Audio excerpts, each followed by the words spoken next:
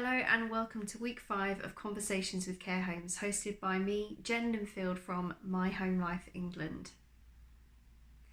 In this episode, we'll be focusing on your tips and techniques used to support relatives. We'll be sharing the innovative ways in which you have been keeping relatives feeling connected to their loved ones.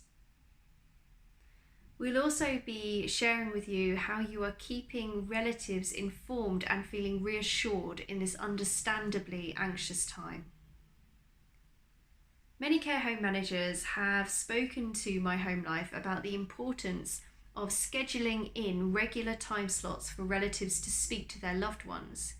This could be using the care home phone, personal mobiles, or using apps such as Skype or Zoom. One activity coordinator told us that it was very important to arrange the time in advance. This is so that the relative is prepared for the call and has the time set aside to spend with their loved ones. It also helps the care home to support the resident to make these calls, especially if it's using complicated technology. One care home in Chorley has been using Facebook to schedule in these calls, and they've also been using this closed group to allow relatives to post questions to the care homes that they have. We've been hearing care homes are supporting residents to come to the window and meet their relative through the glass. This of course allows for safe face-to-face connections at a distance. It's worth saying that this could be upsetting for some residents and for some relatives, so bear this in mind and make the right choice for the right people. However, it has worked really well for families who are close by and want to see their loved one, particularly on days of celebrations such as birthdays. It's important to empower residents to lead their own communication with their loved ones where possible, and many have chosen calls and video chats. But some people like to do other things such as write letters or create pieces of artwork. Even messages that just briefly say "I love you" have been really powerful for relatives to receive. As well as posting them, some care homes have chosen to put them on their WhatsApp or perhaps even Facebook groups, allowing for the care home community to see these messages of love and to experience a community feel within the care home itself. Regular communication via emails to relatives from care home managers is very much welcomed. This is often taking the form of an email or perhaps a newsletter. Newsletters have very much been a reciprocal process which has invited residents and relatives to place stories, anecdotes, and little bits of information about themselves into the news. One care home has been placing a quiz in there and has been putting photos of residents from their heyday into the newsletter to help bring about some smiles within the care home. A care home manager from Lancashire said that the key to communicating with relatives is to always be transparent and clear. Give some good news as well as any bad news delivered.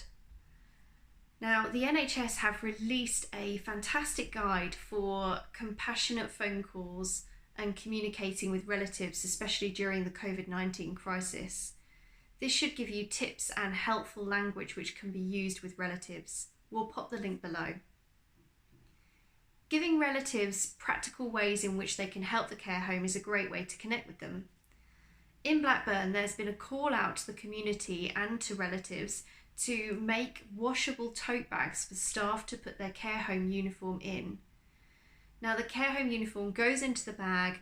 The carer takes their care home uniform home, washes it inside this tote bag, and this helps to prevent any cross-contamination that might be brought from the care home into their personal homes. Some communities are even making little rainbows and writing messages to care homes for support, and this includes relatives too. Relatives are also creating little knitted hearts, which, as you probably remember as a child, with friendship bracelets, they're sort of split in half. One is given to the relative, one is given to the resident, and the idea is that these hearts will be brought back together soon. It's a symbolisation of hope and comfort to both resident and relatives. Finally, this week we'll leave you with some beautiful photos of Savannah the rainbow pony. Yes, you heard me right. Savannah has been bringing huge smiles and cheers to the residents at Swain Court Care Home in Essex. Savannah belongs to the care home manager Hayley, who, together with her team, wanted to spread some joy to their residents. Manager Hayley said, Savannah came into Swain Court and gave everyone the best day she could. She brought the joy we all needed and helped to make many smiles, laughter, happy tears, and great memories to those who live and work here. We're so grateful that you shared this fantastic story with us. Thanks for sending that in. Please don't forget that My Home Life hosts lots of helpful materials and resources on our website. You can access this by going to www.myhomelife.org.uk. We'd like to draw your attention to the My Home Life Bulletin, which is We Are Family. This bulletin investigates the relationship between the care home and relatives and how it can work at its best. Well, that's it from us here at My Home Life England. We wish you a great bank holiday, whether you're working or resting, and we will see you next time on Conversations with Care Homes. Thanks for joining us.